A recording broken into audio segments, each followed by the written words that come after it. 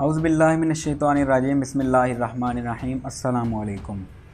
दोस्तों, तारीख़ इस्लाम ऐसे जंगजुओं, सिपा सालारों और दानश्वरों से भरी पड़ी है कि जिनकी अज़मत व शुजाअत और बहादुरी की दास्तानें सुनकर मुसलमान तो मुसलमान, गैर मुस्लिम भी अश अश कर उठते हैं। तारीख़ इस्लाम में खिलाफ़त अब्बासिया और खिलाफ़त उस्मानिया वो अजीम अदवार हैं जिनमें इस्लाम तेज़ी से फैला।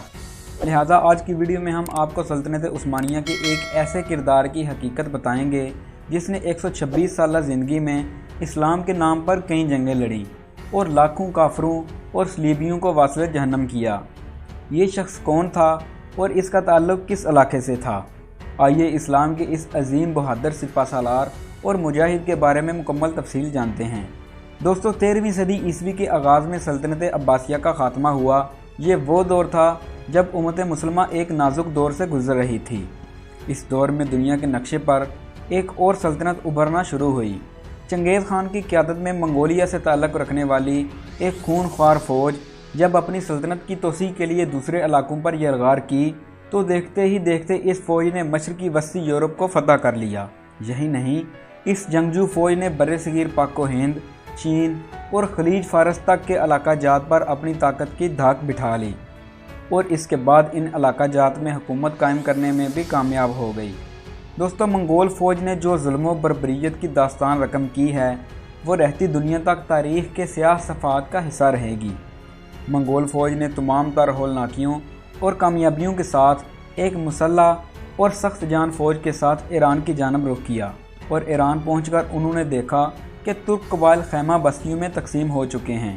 तुर्क कबाइल खाना बदोश थे और कबाइल में बटे हुए थे। इन कबीलों का कोई ठिकाना नहीं होता था। ये सर्दियों में गर्म जगह जबकि गर्मियों में सर्द जगहों की जानब हिजरत करते रहते थे। ताहम इन कबीलों में काई कबीला सबसे मजबूत और तादाद में भी कुछ बड़ा था क्योंकि इनके पास दानश्वरों और जंगजुओं की बड़ी तादाद मौजूद थी। दोस्तों, काई कबीले के सरदार सुलेमान शाह को समझदार और बहादुर सिपा सालार माना जाता था।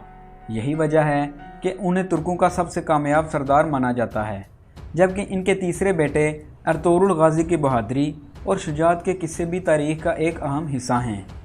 दोस्तों, काई कबीले की असल ताकत एक और इंतहाई बहादुर शख्सियत भी थी।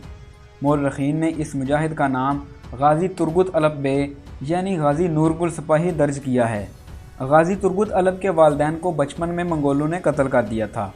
उनके अलावा दो और मुजाहिदीन सिपा सालार बमसी बेरक और दुआन अलब के वालिदैन को भी मंगोलों ने कत्ल कर दिया था। यूँ गाजी तुर्गुत अलब, गाजी बमसी बेरक और गाजी दुआन अलब को सुलेमान शाह ने अपनी सरपरस्ती में लेकर उनकी तरबियत की। यूँ इन तीनों सिपाहियों का बचपन अर्तुगरुल गाजी के साथ गुजरा। वो हर वक्त उनके साथ होते थे, हर जंग में उनका साथ देते थे। गाजी तुर्गुत अलब इस्लाम के उन मुजाहिदीन में शुमार होते हैं जिन्होंने एक सदी से ज़्यादा इस्लाम की रोशनी को दुनिया के कोने कोने में फैलाने की खातर कुफ़ार से बेशुमार जंगें लड़ी और लाखों काफरों को वासिल जहन्नम किया। तारीख़ उन्हें इसलिए भी जानती है कि उनकी शुजाअत और बहादुरी बेमिसाल थी।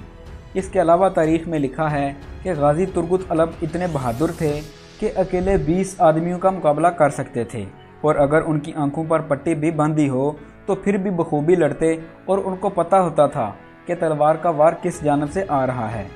उर्दू ज़बान की तारीख़ी कुतुब में तुर्गुत अलब को नूरगुल के नाम से पुकारा गया है।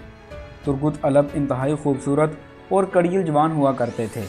चनांचे इस मुजाहिद ने मैदान जंग में वो बहादुरी की मिसालें कायम की जिनसे हर मुसलमान का जज्बा जहाद जाग उठता है और इसका दिल करता है कि वो भी इस्लाम के इस अजीम मुजाहिद के नक्शे कदम पर चलते हुए अपने दीन की खिदमत करे। दोस्तों, गाजी तुर्गुत अलब मैदान जंग में तलवार की जगह कुल्हाड़ा इस्तेमाल करते थे। ये 92 सेंटीमीटर तवील और 1650 ग्राम का कुल्हाड़ा आज भी इस्तांबुल के अजायब घर में महफूज है और हज़ारों लोग इस कुल्हाड़े को देखने अजायब घर में जाते हैं। गाजी तुर्गुत अलब को कुल्हाड़े का माहिर जंगजू माना जाता है और आपको ये जानकर हैरानी होगी कि गाजी तुर्गुत अलब के कुल्हाड़े को दुनिया के कदीम तरीन हथियारों में से सबसे मजबूत हथियार माना जाता है। अर्तुगरुल गाजी की वफ़ात तक तुर्गुत अलब उनके वफादार साथी और उनकी फ़ौज के सिपा सालार का साथ दिया। यूँ जब उस्मान गाजी ने 1299 में सल्तनत उस्मानिया की बुनियाद रखी तो तुर्गुत अलब उस्मानिया की पहली जंग में भी शरीक थे। इसके बाद उस्मान गाजी ने उन्हें अनागोल शहर को फ़तह करने के लिए भेजा جب انہوں نے یہ شہر فتح کر لیا تو غازی عثمان خان اول نے انہیں اس شہر کا گورنر بنا دیا۔ یوں غازی ترغت الب اس تاریخی شہر کے 36 سال تک گورنر رہے۔ دوستو، کہا جاتا ہے کہ غازی عثمان اول کے انتقال کے بعد ان کے بیٹے اورحان غازی کے دور میں 126 سال کی عمر میں اسلام کے عظیم مجاہد اور سپہ سالار غازی ترغت الب بے شہید ہو گئے۔ دوستو، اسلام کے لیے 1 صدی سے زائد جنگیں لڑنے والے اس عظیم مجاہد کو ترکی کے تاریخی شہر اناگول کے قبرستان میں دفن کیا گیا ہے۔ ترغت الب کی وفاداری کے سبب سغوت میں ارطغرل غازی کے مقبرہ کے باہر ترغت الب کے نام سے منسوب ایک اعزازی قبر بھی ہے، جو کہ ان کی اصلی آرامگاہ نہیں ہے۔ 1877 میں روس ترک کی جنگ کے دوران موجودہ بلغاریہ کے مسلمانوں نے ایک شہر بسایا، جس کا نام سلطان کے مشورہ سے ترغت الب کے نام پر ترغوتالپ رکھا گیا۔